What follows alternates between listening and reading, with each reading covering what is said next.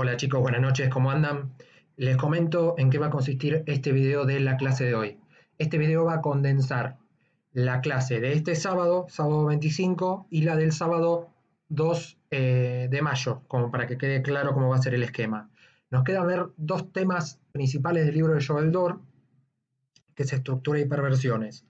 Primero vamos a terminar de ver el concepto de perversión en relación a la idea de un tercero cómplice, de esto de tener un testigo de todos los males que haga el perverso. Vamos a ver el concepto del secreto en relación a la acción que haga el perverso. En sexto lugar vamos a trabajar el tema de la transexualidad masculina y la mujer como el ideal de la transexualidad masculina y el diagnóstico diferencial con la psicosis. Y por último vamos a trabajar transexualismo femenino para ver algunas cuestiones ligadas al concepto de perversión. Estos van a ser los tres ejes que van a condensar las clases de este sábado y el sábado que viene, así hay tiempo para que ustedes puedan leer, puedan ver los videos, sacarse todas las dudas y que podamos hacer una clase por Zoom algún sábado a la mañana o en algún otro horario para poder trabajar todas estas cuestiones previas a lo que va a ser el parcial. Bien, vamos a hablar un poco de el concepto del goce perverso y el tercero cómplice, como dice en el título del Padlet, el secreto y el obrar. El perverso tiene ciertos condicionamientos. ¿Qué es lo que pasa? El perverso busca un tercero, es decir, hay alguien sobre el cual el perverso va a ejercer su influencia, pero sí o sí, desde la mirada va a buscar un tercero que funcione como cómplice, que va a saber algo sobre lo que hace el perverso, lo va a ver como un secreto, pero, ¿sí? Si descubre todo de manera literal, va a tener la necesidad de callarlo. Por ende, el tercero va a quedar atrapado en una extorsión y va a terminar siendo víctima igual que la persona que se lo adjudica como damnificado. Si fuera una persona con neurosis, este tercero, ¿sí?, que requiere el perverso para cometer sus objetivos, lo denunciaría. Pero siempre hay alguna situación de complicidad de ese tercero para el perverso. Es decir, el perverso genera un acto sobre una persona, como es el caso de Joe con Peach, que es la mejor amiga de Beck que la mata, si pudieron ver la serie, o sobre cualquier otra persona. El tercero, cómplice, en este caso, es Paco, si pudieron ver la serie. Siempre hay un tercero que evita el perverso que caiga la culpabilidad, ¿sí? No quiere que él lo denuncie. Si es un neurótico, se va a horrorizar de lo que hace el perverso. Entonces, la idea es que no se horrorice y que termine siendo cómplice de los crímenes de ese perverso. El perverso no quiere manipular al tercero sobre lo que está haciendo, sino que el perverso goza de que el otro esté viendo lo que está haciendo sobre esa persona, ¿sí? Entonces, manipula directamente a una persona, pero también necesita un otro, un testigo, alguien que funcione como cómplice para poder sentir el control, ¿sí? Entonces, nunca está dirigida la manipulación y el control hacia una sola persona, sino que necesita el perverso ser mirado por otro para poder generar algún tipo de efecto. Ahí tienen el ejemplo, por ejemplo, cuando Joe mata a Peach, que tienen el Padlet abajo. Si ustedes hacen clic en esa imagen van a poder particularmente el segmento donde, en función del video anterior, Joe transgrede, termina siendo literalmente un perverso, cometiendo un acto de perversidad y dañándola y asesinándola a Peach. Por ende, siempre hay un tercero que funciona como cómplice. Ahora, si vamos a lograr del perverso, el perverso siempre actúa con perversidad. Actúa con dos armas, como ya se los dije, con la transgresión y con el desafío, ¿sí? Siempre el perverso trabaja en la realidad a través del secreto, ¿sí? Si hay un secreto que se ejecuta, va a haber alguien desde afuera que lo vea como transgresión. Entonces ahí se produce el circuito. El perverso actúa, transgrede, pero hay un tercero que lo está mirando en esa transgresión, ¿sí? ¿Por qué? Porque impone la ley de su deseo. Ese perverso todo el tiempo quiere manipular al otro, controlarlo, desafiarlo y transgredir, pero necesita sí o sí de un tercero, como le pasaba en general a Joe con Paco. O en el caso de Ted Bundy con los abogados que eran testigos de todas las atrocidades que hacía. El obsesivo tiene secretos para hacer un diagnóstico diferencial entre el obsesivo y el perverso, sino que el obsesivo tiene secretos que son conocidos a voces. El perverso tiene un síntoma, un ritual, hace, deshace, lo anula, se mueve. El síntoma del obsesivo se conoce, en cambio el del perverso no, los oculta todo el tiempo. Hay alguien que siempre desconoce esos secretos. Entonces, ¿qué va a pasar? El perverso va a controlar al otro, lo va a exponer, le va a mostrar lo que está haciendo, entonces lo va a hacer testigo, ¿sí? De eso que le pasa, que es tal cual como le pasa a Joe. Entonces, viene la extorsión después, viene el soborno y viene la manipulación. Vos vas a ser testigo de lo que yo estoy imponiendo como mi propia ley. Por ende, ahí viene el problema, que es como le pasa a Paco con Joe, que termina siendo ese secreto el que tiene Joe, y Paco termina siendo el cómplice de Joe en todo lo que termina haciendo. La tercera mirada, si hablamos de un perverso, alguien que genera un daño y alguien que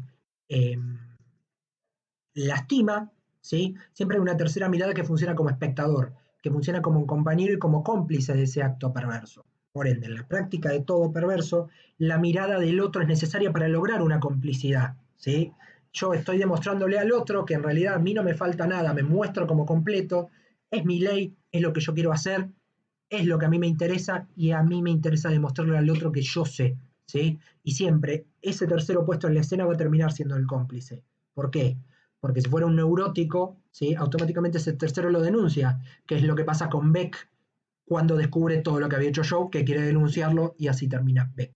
O sea que automáticamente se busca en ese tercero la complicidad. ¿Qué pasa con la cuestión de el perverso como tercero cómplice o con el tema de la ley? El perverso no ignora la ley, ¿sí? Ahí no está el problema. Ahí no está el problema, ¿sí?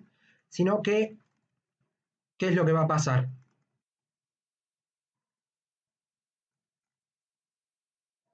Esperen un segundo. Ahí está. Sino que, ¿qué es lo que va a pasar? El perverso no ignora la ley, sino que la encuentra a través del desafío de la provocación, ¿sí? El perverso tiene la ley adelante, sabe que lo que está haciendo está mal, ¿sí? Sin embargo, el perverso todo el tiempo transgrede la ley, plantea un lineamiento, plantea un eje propio, ¿sí? Imponer lo que a él le pasa a través de la persuasión, la manipulación para lograr un objetivo. Acuérdense que las otras personas para el perverso tienen estatuto de objeto.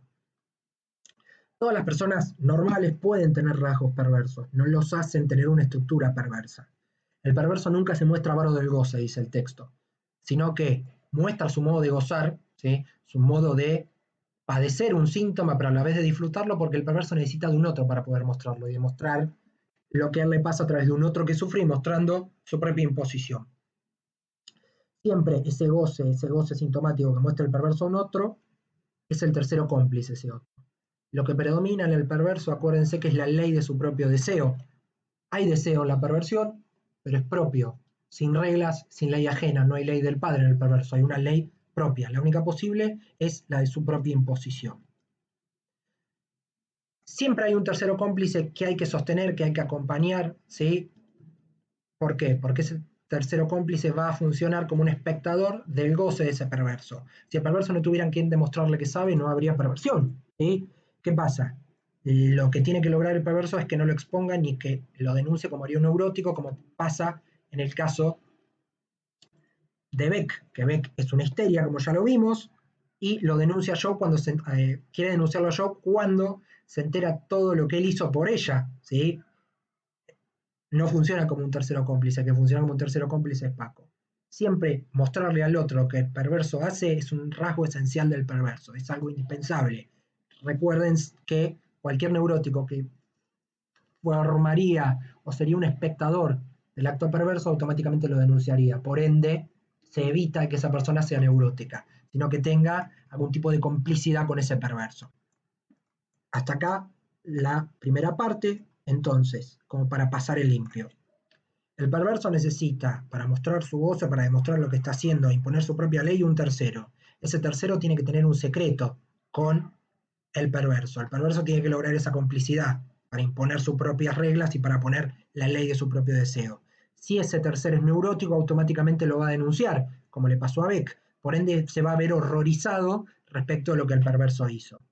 Básicamente es eso en líneas generales. Les pido que lean este Padlet, este pizarrón digital, y fíjense abajo que tienen los videos de ejemplos para poder articular con las cuestiones de la primera temporada de You.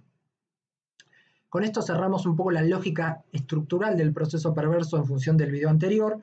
Ahora lo que vamos a ver es toda la cuestión de la transexualidad que plantea el libro, que está bueno que tengan cuestiones de género en psicopatología. Ahora vamos a pasar a la cuestión de la transexualidad masculina y la transexualidad femenina respecto de la cuestión de la atribución fálica, el nombre del padre y de la mujer como ideal. Cuando hablamos de perversión y de psicosis vamos a hablar de 4 elementos estructurales que podemos comparar entre una perversión y una psicosis. En la perversión hay un tema con la castración, está renegada, ¿sí? Pero hay algo de la castración dando vueltas, hay un temor, una negación o algo. Acuérdense que en la psicosis no. En la psicosis no hay ley. ¿Por qué? Porque el significante que da el orden, que es el nombre del padre, está forcluido. ¿Sí? Esto que decíamos de esa representación que tienen las personas en la cabeza, que tienen que ver con incorporar las normas, la ley y el orden, el psicótico, la persona con psicosis no lo tiene, eso acuérdense, está rechazado, forcluido. El perverso tiene su propia ley, ¿sí? Que no es la ley del padre, sino que hay una relación directa con la madre, entonces, ¿qué va a pasar? Hay una ley propia dando vuelta, que es la ley de su propio deseo.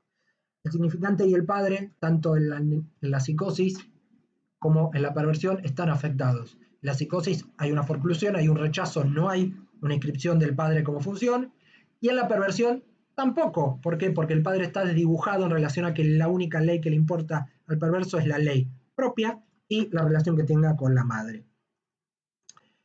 Que haya ley es la diferencia principal entre neurosis, psicosis y perversión. En la neurosis ya sabemos lo que pasa, como ya lo vimos en Psicópato 2. Hay represión, hay goce, hay Edipo, hay falo, hay nombre del padre, hay todo. En la psicosis hay forclusión. Entonces, ¿qué decimos? No hay falta, no hay deseo, no hay goce, no hay metáfora, no hay complejo Edipo, no hay nada. Siempre la ley remita al padre. Esto en la psicosis implica que esté forcluido, como lo dije. Sin embargo, en la perversión no tiene sentido, porque la madre se ve completa y él no asume la falta de la madre. Entonces, en el perverso, la falta o la castración no tiene sentido porque está negada. Acá ejemplifiqué con la serie que recomiendo como ejemplo, que hoy justo la terminé de ver en Netflix, vi la 3ª temporada completa, La Casa de las Flores, donde tomo como ejemplo el papel de María José o José María, donde se produce un caso de transexualismo.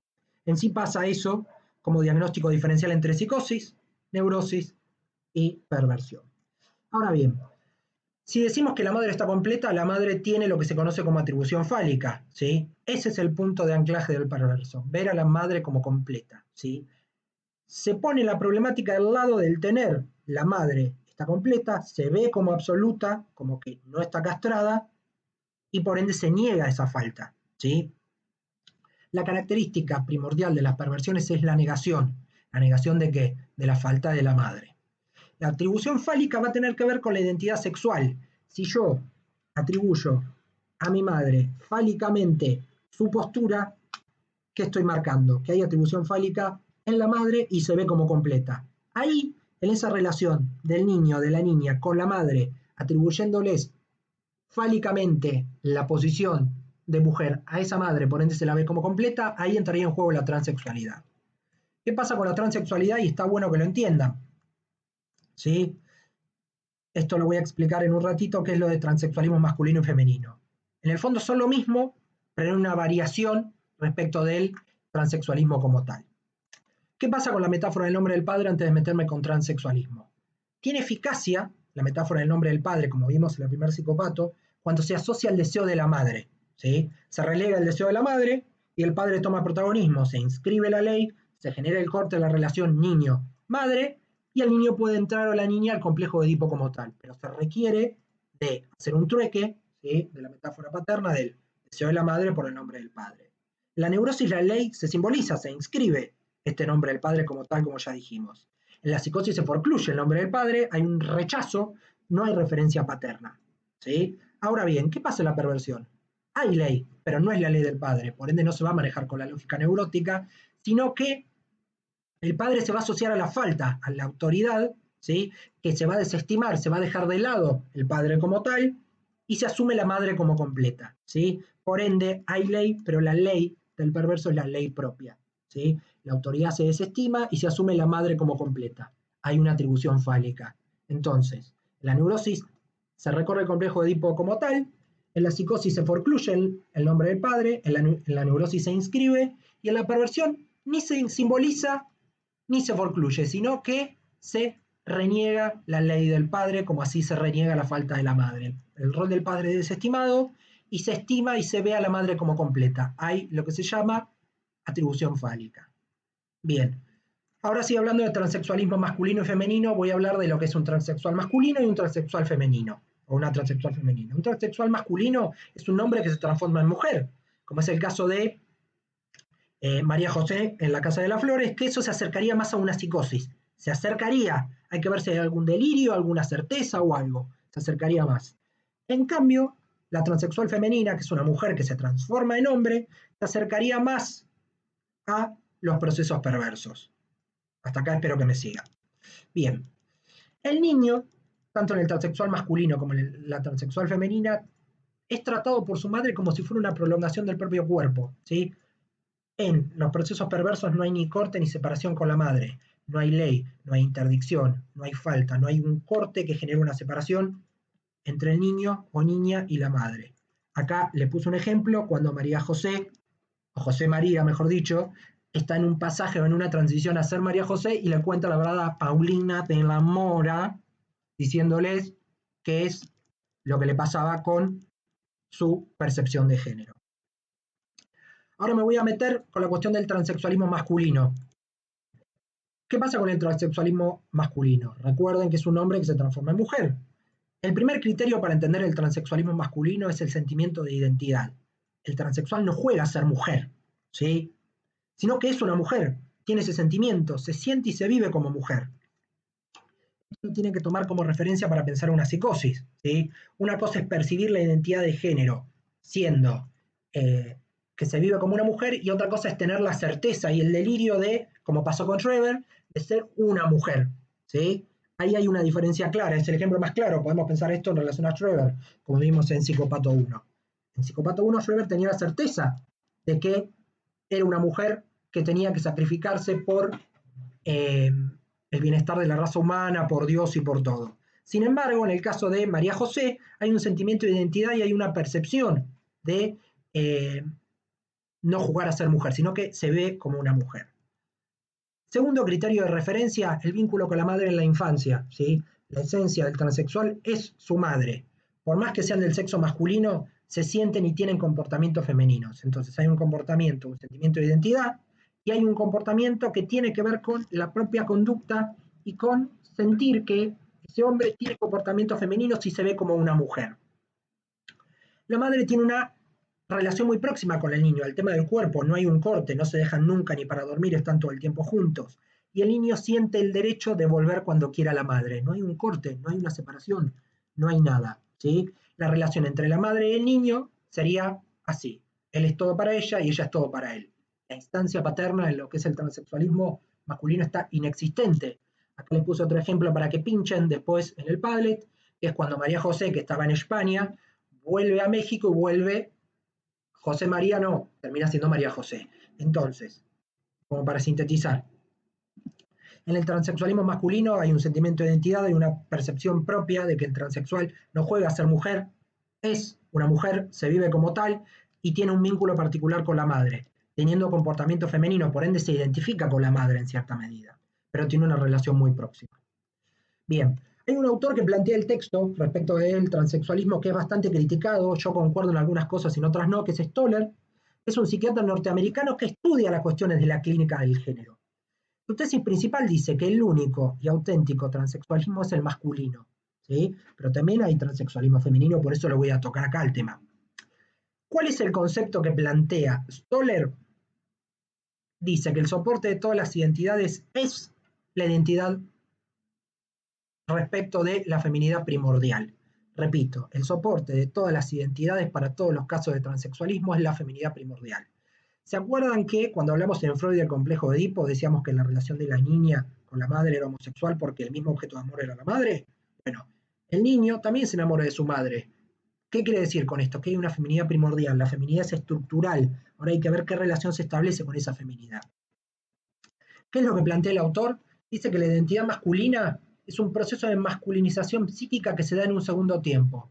¿Qué quiere decir con esto el autor? Que tanto niños como niñas nacen con una feminidad primordial y el niño puede quedar anclado en la feminidad o pasar a la masculinidad. O sea que lo que está diciendo no está tan errado desde lo edípico, sin embargo se puede someter a discusión. Además dice que el transexual no llega a sobrepasar la feminidad primordial, ¿sí? La persona transexual se queda anclada en esa feminidad primordial, no puede superarla y no puede masculinizarse. Ahí vendría la situación que tiene. Siempre la identidad de género sexual se constituye en varias etapas. Acá les puse un ejemplo cuando charlan Paulina con su esposa María José y con el hijo que tienen en común, que es Bruno, que ejemplifica eso. O sea que lo que dice el autor es que hay una feminidad primordial y que el transexual se queda anclado en esa feminidad primordial y no se puede masculinizar. Según Stoller, las etapas de la identidad de género sexual son 3 etapas, que acá las acabo de poner. Hay una primera etapa donde hay una feminidad primordial, como ya les dije, que se sostiene en la relación que establece el niño o la niña con la madre, ¿sí? La madre ve en el niño un medio por el cual satisfacer las necesidades y el niño queda anclado en esa relación con la madre. Hay una segunda etapa que es el núcleo de la identidad de género. Va a haber interferencias del medio para designar al niño o niña como mujer-varón. Entonces, la madre va a estar ligada al niño o a la niña. Va a haber algo en el contexto que haga que no se pueda producir una separación entre el niño, la niña y la madre, y va a haber dificultades en ese momento para poder construir un género de ese niño. Ahí se tendría que iniciar la masculinización del niño y la niña tendría que quedar desde el lado de lo femenino, ¿sí? Naturalmente tendría que pasar por ese proceso, sin embargo, dice que hay situaciones del contexto que generan interferencias, distintos modos de comunicarse, y el niño queda fusionado o la niña fusionada con la madre. Es en ese momento donde el niño a posteriori va a devenir hombre o mujer, donde se produce el corte entre la madre respecto al niño o la niña para poder constituir un proceso de masculinización saliendo de esa feminidad primordial. Y en tercera instancia, después se pasa a la dimensión del conflicto edípico del niño con la madre. ¿Qué es lo que va a pasar respecto de el conflicto edípico con el niño, con la madre y el padre? Esto es lo que diría Freud como el triángulo edípico. Está el niño, la niña, el padre y la madre. La relación que el niño establezca en ese conflicto edípico es lo que va a permitir desarrollar la identidad de género constituida en la segunda etapa. O sea que estamos hablando de antes del complejo Edipo en la segunda etapa. Bien, repito la tercera etapa. Vamos a basarnos en que hay un conflicto edípico del niño con la madre y el padre, ¿sí? Y esto consolidaría la identidad de género armada en la segunda etapa, donde dijimos que se produce el núcleo de la identidad de género. Según este autor, la etapa vista como un momento crucial en la constitución de la identidad sexual es la segunda. O sea que lo importante es la relación que establezca el niño o la niña con la madre y el punto de corte para no mantener una fusión entre niño o niña con la madre en sí. Espero que hasta acá me sigan. Acá les puse un ejemplo que es de los Roldán, que es cuando se acuerdan del personaje de Liza, si vieron los Roldán, que en realidad se llamaba Raúl. Eso es un caso de transexualismo masculino, ¿sí? Un hombre que se convierte en mujer y después pasa lo inverso. En un momento de la novela, Liza vuelve a transformarse en Raúl, pero no se identificaba con ese sentimiento de identidad. Por ende es importante que vean este video para ejemplificar todo lo que dice Stoller. Voy a basarme ahora en esta columna, críticas a Stoller. Ahora vamos a ver por qué podemos criticar. Y después voy a hablar de la transexualidad masculina y la relación con la mujer desde el concepto más psicoanalítico. ¿Qué críticas le podemos hacer a Stoller en este caso? Hay una autora que se llama Nicole Kresch-Rosen, que es otra psiquiatra, que critica esta cuestión binaria de lo femenino y lo masculino del autor, ¿sí? ¿Qué dice Nicole Kresch-Rosen? Dice que la feminidad, según este autor, es que un sujeto se comporte de manera femenina, que tenga adornos, que eduque a los niños, que haga los quehaceres del hogar.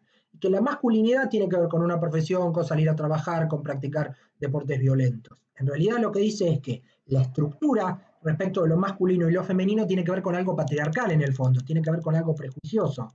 Y en realidad el autor se está basando en su teoría para pensar en algo respecto del género, respecto de lo binario. Es masculino o femenino, el transexual estaría en el medio y tiene que ver con cómo se posiciona en relación con la madre. Y en realidad, lo que plantea el autor es que hay que entender los matices de la sexualidad. basándonos en los matices de la sexualidad, tenemos gays, lesbianas, trans, hay un montón de población, ¿sí?, que entra en el abanico, ¿sí?, por fuera de lo binario, no es ni masculino ni femenino, está en un punto medio y hay que respetar esa identidad de género para entender esos matices y esas texturas de la sexualidad. ¿Qué pasa con la transexualidad o con el transexual en sí? Idealiza la feminidad. El transexual masculino idealiza la feminidad y la única preocupación que tiene es la apariencia de ser mujer. Es mostrarse como una mujer porque ellos tienen la percepción y ese sentimiento de identidad de mostrarse como una mujer. Ahí viene esta cuestión del rechazo a la intervención en la zona genital, a la castración real. Ellos tienen el sentimiento de identidad de ser mujer, se ven como mujer, actúan como mujer, pero no tienen ningún conflicto con la aportación, ¿sí?, del miembro masculino. Eso no es ningún problema. Ahí vendría el diagnóstico diferencial con la psicosis. Si habrá un problema respecto a esa parte del cuerpo, tienen el delirio, tienen la certeza y quisieran pasar por una operación debido a un delirio o a una certeza delirante, ahí sí habría una psicosis. En este caso no. El miembro viril no es un problema respecto del transexual masculino. Ahora, ¿qué pasa con la transexualidad masculina y la mujer en sí? El transexual y el rol de la mujer. La mujer, ¿sí?, viene a ser el objetivo principal del transexual masculino. No hay una pregunta como en la histeria. Su persona es la respuesta. En la histeria que habíamos visto que pasaba en Psicópato 2. ¿Qué es ser una mujer? Hay un despliegue respecto a la feminidad. El transexual masculino tiene como respuesta a la feminidad, ¿sí? Su persona es la respuesta, es lo que quiere ser, es ser una mujer. Ser una mujer es eso que son. Cuando se producen, se maquillan, se visten. Es absolutamente válido y entendible que la escenificación de la mujer, en un caso de transexualismo masculino, tenga que ver con qué, con que no hay despliegue de pregunta, sino que hay despliegue de respuesta. La identidad femenina es lo que son como mujeres. Si la cuestión del ser está ligado a lo anatómico, es decir, a tener vagina, la identidad sexual ahí sí va a quedar limitada. Y ahí sí habría cercanía con la psicosis. El principal problema va a tener que ver con qué, con la cuestión del género y con la cuestión de sentir que tener un miembro forma parte de un exceso o de algo que le sobra, producto de un delirio o de una certeza, porque ahí sí habría literalidad. ¿Sí? ¿Qué sería algo literal? Basándonos en un sistema binario. Ser mujer es tener vagina, ser hombre es tener pene, y en realidad no. El transexualismo entraría en los matices que dice la autora que critica a Stoller. La cercanía con la psicosis va a tener que ver con qué? Con que el hombre que tiene cercanía a ser mujer, como es el caso de Schreber, va a presentar un delirio o una certeza. ¿Sí? Hay que diferenciar cómo se vive el órgano en un caso de transexualismo, cómo se vive el órgano en el caso de una psicosis donde hay una mutación al transexualismo. En el transexual, ¿sí?, masculino, la mujer funciona como el nombre del padre. Eso es lo que va a ordenar lo real, lo simbólico y lo imaginario. La mujer va a ser lo que ordena al transexualismo masculino, ¿sí?, como si fuera una neurosis, pero en realidad es una perversión. O sea que la mujer para el perverso transexual masculino existe. ¿Por qué? Porque su respuesta es su propia identidad y su propia imagen corporal. Por ende, en el transexualismo femenino no es necesaria la intervención quirúrgica. No sienten que haya un excedente del cuerpo. Lo que tiene que ver con la identidad de su propio género, es decir, de la transexualidad, va a tener que ver con qué? Con el excedente. Si la persona con transexual masculina lo vive como un excedente, ahí sí estaríamos en presencia de una psicosis. Por ende, ¿qué quiero decir con esto? Y por eso tomé el caso de Flor de la B con identidad y género, que es claro y válido en cuanto a su sentir, que la cirugía genital es paliativa, pero no es curativa de algo, porque la persona no tiene que curar nada, sino que tiene que vivir su propia identidad desde ser mujer, desde una postura de transexual masculino. Hasta acá espero que me hayan seguido. Este es el sexto Padlet, ¿sí? Véanlo varias veces porque es bastante complejo de entender, pero creo haber sido claro en cuanto a las cuestiones del transexualismo masculino y el diagnóstico diferencial y la posición de la mujer como respuesta y como ideal. Ahora vamos a pasar al transexualismo femenino para terminar toda la cuestión del parcial. Y vamos a hablar del transexualismo femenino y para eso les voy a pedir que vean los videos que pinché acá abajo en el pizarrón digital, donde tomé como ejemplo el caso inverso, ¿sí? Para hablar de transexualismo masculino hablamos de un hombre que, como les puse acá, un hombre que se transforma en mujer, como es el caso de José María que se transforma en María José, como es el caso de Raúl que se transforma en Liza, o el caso de, no sé cómo se llamaba Florencia antes, pero es el caso de el hombre que se transformó en Flor del Ave después. Es absolutamente válido. Ahora, es diferente el otro caso, que es el caso que se ve en 100 días para enamorarse, que es el de Juan, ¿sí? Que es una nena que, que es una nena que se siente hombre y se siente como Juan. ¿Qué pasa en el caso del transexualismo femenino entonces? La percepción, como dice ahí, es ser varón. Es una nena que nace con un comportamiento. Perdón, ¿eh? Es una nena, ¿sí? Que nace con órgano femenino, ¿sí? Pero que tiene la percepción de ser varón. ¿Qué pasa con el transexualismo femenino? La etimología o la causa es igual de problemático o de dificultosa de entender que la masculina. La base es la misma, es la feminidad primordial, ¿sí? Hay una relación simbiótica del niño con la madre y no hubo un corte, un despegue, un padre que pudiera generar una interdicción. Pero acá hay una diferencia, que la identificación que genera la niña para devenir en transexual femenino es masculina la identificación. La influencia paterna está neutralizada, ¿sí? En realidad no está neutralizada, eso pasaba antes, me confundí yo, perdón, sino que la influencia paterna neutraliza la feminidad primordial. Por ende, predomina lo viril o masculino en esa niña y de ahí viene la percepción de ser varón.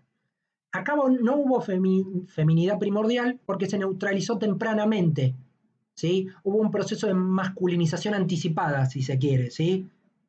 Por ejemplo, una madre enferma que no se pudo ocupar de su hijo, que tuvo alguna dificultad, y esa niña pasa mucho tiempo con su padre y se identifica con el padre, ¿sí? Lo habitual acá va a ser la pregnancia paterna, va a haber una identificación, una cercanía, una dirección, una identificación con el padre. Esto induce a que la niña se identifique con lo masculino de manera temprana, que es lo que estoy ejemplificando en el caso de Juan acá abajo. La percepción es ser varón, ¿sí? La niña se identifica con un modelo masculino, se para desde lo masculino, desde su identidad, desde la emoción, ¿sí? Ahí se ve como un varón porque tiene intenciones sexuales con otras niñas, que es lo que pasa en esta novela. Se identifica con un ser masculino, esta transexual femenina, pero no se siente homosexual, lo que cambia la percepción de sí misma. Es una niña que se ve como varón, pero tiene anhelos de estar con otras niñas. Lo que surge a nivel corporal tiene que ver con la corrección morfológica, quirúrgica y endocrinológica, como le pasa a Juan, ¿sí? En este caso, quieren tener características puberales de niñas, pero en realidad el cuerpo les responde como varón. Entonces empiezan a tener alteraciones, ¿sí? Eh, respecto de lo corporal, tienen respuestas hormonales de varones, pero en realidad quieren evitarlas porque las viven trágicamente. Por eso puse el ejemplo de Juan, porque se venda, trata de anular todos los caracteres sexuales producto de los cambios corporales. En la pubertad aparece la menstruación, como le pasa a Juan, y esa menstruación es vivida como una tragedia. Se empieza a vendar el pecho, se aplana el relieve del pectoral, ya que hay una sensación respecto de verse como varones. ¿Cuál es la teoría de Stoller respecto de eso? Dice que lo que prevalece acá es la simbiosis con el padre, no con la madre. Eso va a condicionar a la niña y eso va a llevar a la masculinidad. O sea que en el transexualismo masculino, decíamos, hay una simbiosis con la madre y prevalece la relación con la madre. En el transexualismo femenino va a prevalecer la relación con el padre. La simbiosis va a ser con el padre. La mujer transexual, ¿sí?, se ve como un hombre. El esfuerzo principal de esa mujer transexual es demostrarle al padre que es un hombre, ¿sí?, que se va a identificar con el transexual masculino. ¿Por qué? Porque se busca identificar con un hombre, ¿sí? A diferencia del transexual masculino que se identifica con la mujer, como ya dijimos, el transexual femenino o la mujer se identifica con un hombre. El foco está puesto ahí. El punto en común va a ser la encarnación del sexo que eligió, ya que es el canon y la base de la identidad sexual. Entonces, el transexual masculino se identifica con la madre y busca demostrarse como mujer, y la mujer transexual se identifica con el padre y se busca mostrar como un hombre. Por ende, acá les puse y les pinché el ejemplo de Juan y su propia identidad sexual. Después vamos a ver otra cosa más. hay que hacer diferencias, como ya las hice, entre el transexual femenino y el transexual masculino, diciendo que el transexual masculino va a estar enquistado en el dominio del ser, en el ser hombre, ¿sí? Es casi como una exigencia que roza la psicosis. En cambio, el transexual femenino va a estar en el registro del tener, ¿sí? El transexual masculino, como ya dijimos acá, es un hombre que se transforma en mujer, ¿sí? Siempre va a estar en el problema de él ser hombre, y en realidad él lo que quiere es ser mujer. Entonces ahí va a estar el problema con la psicosis. En cambio, la transexual femenina, que es una mujer que se transforma en hombre, tal como dice ahí, va a estar enquistada en el registro del tener. Ser mujer, ¿sí? Y tener algo que lo represente en lo real del cuerpo. Generar cambios en lo corporal para mostrarse como hombre. ¿Qué es lo que critica la autora? Plantea el problema del transexual femenino en la problemática del tener. En realidad no está basado en lo edípico, en esto que decíamos de la envidia del pene, sino que hay una necesidad de mostrarse como hombre y de mostrarse como portador de algo que en el fondo no tiene, ¿sí? Lo que está buscando la transexual femenina todo el tiempo es reivindicar su virilidad, es mostrarse como hombre pese a no tener lo que el hombre tiene. Bien. Por eso puse el ejemplo acá de Juan. Quiero que vean estos 4 videos para poder pensar la teoría después.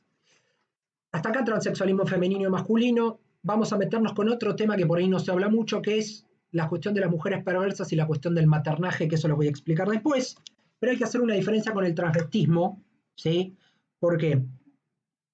Porque tiene que ver con que una cosa es el transexualismo y otra cosa es el transvestismo. Son 2 cosas diferentes. Vieron que hablamos de que el fetiche se erotizaba con un objeto o con un objeto externo, con una parte del cuerpo particular. Bueno, el travestismo tiene que ver con un fetiche, ¿por qué? Porque hay un elemento de goce por fuera del propio cuerpo que tiene que ver con ponerse vestimenta del sexo opuesto. Al ponerse ropa de otro sexo se muestra el goce respecto de lo sexual, ¿sí? Un hombre que se pone una peluca femenina pero no se ve como mujer, ¿sí? Sigue siendo hombre. Entonces la cuestión va a tener que ver con la percepción de su propia identidad para diferenciar la transexualidad. El transvestismo es una perversión auténtica y exclusivamente masculina. Es un hombre que disfruta ponerse ropa de mujer. Lo que falta en el transexualismo femenino es este goce de ponerse la ropa de mujer, ¿sí? Es este goce perverso, que ahí estaría más del lado del fetiche, como les dije. Por eso les puse acá un video de Lizzy que explica bastante bien las cosas para hacer una diferencia respecto del transexualismo y del transvestismo. Hay otra parte del libro que ya tiene que ver con las últimas hojas, que es algo que no se habla muy seguido, que son las mujeres perversas. Nada excluye a las mujeres de estar del lado de las perversiones, dice el texto. El texto, que es de corriente psicoanalítica, plantea que la feminidad es un enigma y hace que la perversión en la mujer sea un interrogante, el goce en la mujer es un interrogante. Plantea que la mujer homosexual amó demasiado al padre y antes amó demasiado a su madre. O sea, ¿qué es lo que está diciendo? Esta mujer amó en exceso y no pudo soportar la frustración, por ende ahí se identifica con el padre. Y la madre es la que se vuelve el foco del conflicto. Estamos diciendo que la mujer se identificó con el padre. A diferencia de lo que pasa en el complejo de Edipo, que se tiene que identificar con la madre. ¿Qué pasa con las mujeres perversas y el maternaje? La madre en las mujeres perversas ejerce el maternaje. ¿Por qué? Porque hay mujeres que son perversas y tienen una relación dificultosa, complicada en el vínculo con su propia madre. O sea que es una relación que está alterada. Les recomiendo, para que entiendan esto, que vean estos fragmentos de una película antigua que se llama La pianista, donde es una mujer perversa y está ejemplificada perfecta la relación con la madre. Por ende, es sumamente importante que entienda que el maternaje o el rol que tiene esa madre con esa mujer se maneja en una vía perversa. La madre tiene cerca a su hija, está obsesionada con la hija, está todo el tiempo cerca y busca satisfacer sus propias necesidades. No se separa de la hija porque la completa. A diferencia de ver clásicamente el complejo de Edipo, de que la madre busca al niño para sentirse completa, la madre en este caso va a buscar a la niña. Eso lo va a condicionar desde el maternaje a tener un vínculo perverso. La mujer en relación con su madre en este material, ¿sí? hace ver que la única deseada para su madre es su hija. Su hija eclipsa cualquier relación con la madre, ¿sí? Es una exigencia. La hija para la madre es una completud, ¿sí? Estábamos hablando de que la madre con la niña tenían una relación perversa y de ahí venían las mujeres perversas. no hay un corte, como ya dijimos. Hay otro ejemplo para hablar de las mujeres perversas que tiene que ver con la prostitución, ¿sí? Se pone en el lugar del objeto, ¿sí? Quien se prostituye para complacer a un otro, para completarlo. Es un instrumento para servir al otro en su goce. Sin embargo, al ponerse en ese lugar de objeto, está satisfaciendo o completando ese goce que tiene esa persona que genera el acto de la prostitución, ya que presenta sumisión, por un lado, para disfrutar en función del otro, y transgresión al mismo tiempo, porque transgrede y busca disfrutar de lo que le pasa. Y para cerrar, hablamos de la prostitución, como les dije, como situación de goce. ¿Qué pasa con la prostitución? Como les dije, hay un otro, quien se prostituye se pone en el lugar de objeto para completar al otro y es funcional a la perversión ajena, ya que presenta sumisión y transgresión al mismo tiempo, como lo puse acá. Bien, son temas complejos, pero voy a hacerles un paneo rápido de lo que vimos. En la primera pizarra digital hablamos de las características del perverso, de que hay un tercero, de que hay un secreto y que se necesita la complicidad para lograr sus objetivos y demostrar que lo único que importa es la ley de su propio deseo. En ese caso, estamos hablando de una situación de complicidad y de un secreto que tiene que tener el perverso para imponer lo que hace y lograr sus objetivos. Si ese tercero es neurótico, lo va a denunciar y no va a poder ser cómplice porque no va a poder tolerar eso que está viendo, lo va a ver como un horror. Después hablamos de neurosis, psicosis y perversión respecto al nombre del padre, a la cuestión de la atribución fálica de la perversión y verla a la madre como completa. Hablamos de transexualidad, de las etapas. Recuerden esto de la feminidad primordial y del pasaje a la masculinización y de las 3 etapas de el género, según Stoller, y las críticas, y lo que pasa con el transexual masculino que ve a la mujer como un objetivo y como una cuestión de identidad y de completud. Y después hablamos del transexualismo femenino y decimos que esa niña se identifica con el padre y en función de eso tiene la percepción de ser varón y de mostrarse como hombre. Y después hablamos del transvestismo para diferenciarlo de la transexualidad, que va más del lado del fetiche el transvestismo, y la cuestión de las mujeres perversas. Espero haber sido claro hasta acá. Hasta acá van los temas del parcial, los 7 Padlets que expliqué, más todo lo otro. Les pido por favor que vean los videos, porque llegado el momento vamos a hacer un zoom y les voy a despejar todas las dudas que tengan, ¿sí? Y en función de eso haremos una clase de repaso que si es necesario la grabaré para volver a explicar los contenidos. Espero haber sido claro, son temas complicados, pero hasta acá es lo que va del parcial. Es enriquecedor que puedan ver cuestiones de género y que puedan entender los casos de la construcción del género para también de construir qué es lo que pasa en este tipo de situaciones, porque en el caso de que les surjan acompañamientos con este tipo de situaciones, está bueno que estén preparados en cuestiones de género y desde la parte de la deconstrucción desde lo psicológico y también desde la teoría. Les mando un abrazo grande, cualquier consulta estoy a su disposición. Buen fin de semana.